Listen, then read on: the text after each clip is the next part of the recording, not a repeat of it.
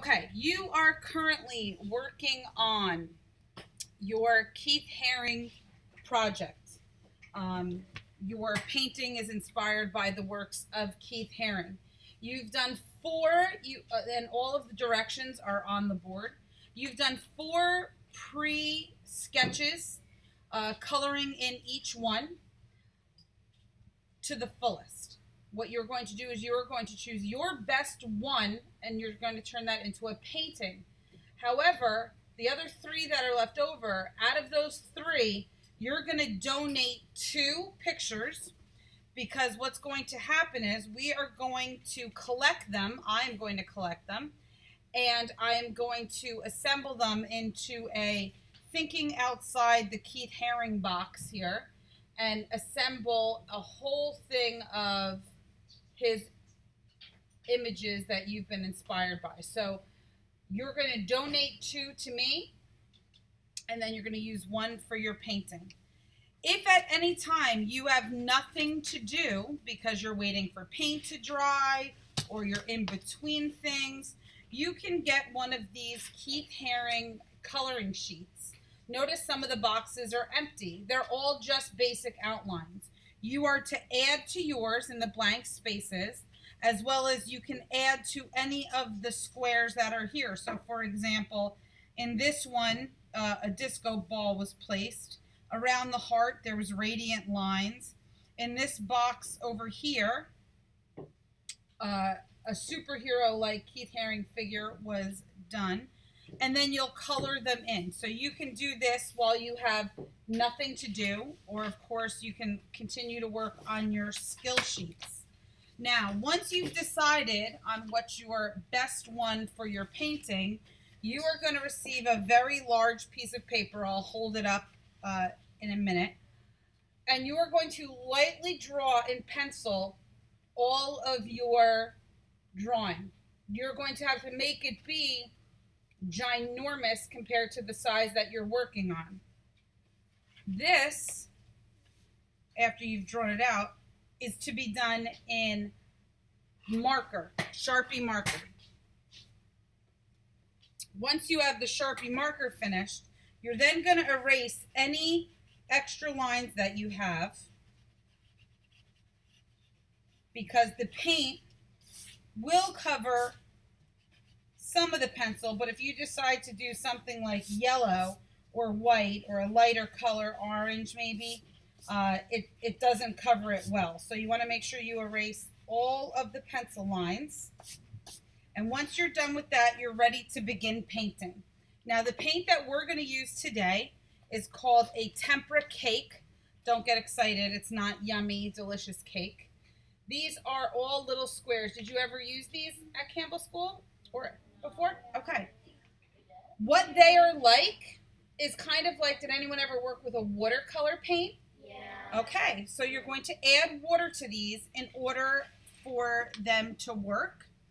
And the way that you do that, just so you can see the difference without me ruining my painting, is you're going to take a cup of water. You really only need about a half a cup, because as the paint and the water gets dirty, you might want to switch it out. And there's more than enough cups for everyone to share. Some of them are loved a little bit more than others. Some of them have been mixed into making other colors. So for example, this used to be a peach and now there's like a blue blob on it. Not really sure what's happening there. But you can wash it off to expose the correct color by using the paintbrush and washing it out. Or you could also take a paper towel.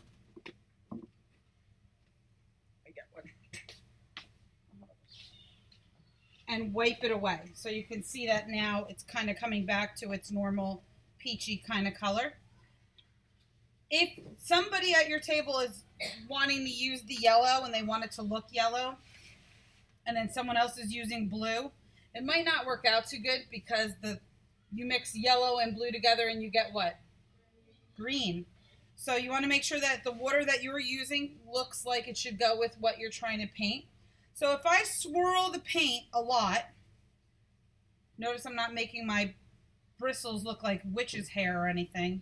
kind of smoothing it out, I can get a very bold, bright yellow. Now, if I took my paintbrush and I just wiped it on the corner just a little bit and have mostly water, you can see the difference in the two different shades. So the more intense or bold you want the color, the more you swirl it around. So I would start with, in my painting, the lightest color and work to the darkest. So I want this T or cross-like look in the middle to be yellow. So I'm going to start with the yellow. And then because yellow is the lightest color, if I go out of the lines a little bit by accident, when I cover it with the darker color, it'll be able to cover. If I try to take yellow and do it over purple, it's not going to work. So you want to work from the lightest. So now the next color that I was going to use was pink. Work with this one next. And I will work right up to it. Maybe I need to swirl it a little more because this bottom part here is just the bottom of the container. It's not the actual paint, because the pink has obviously been very used and loved. So I'm going to paint this. Now, just like with the markers, you want to make sure that you go over this and make it look as bold and crisp as possible, just like Keith Haring's work. And you want to continue working until you have the whole thing completely finished. Now, if you make a little mistake, let's say we went like this, and you're nervous, you can wipe this away.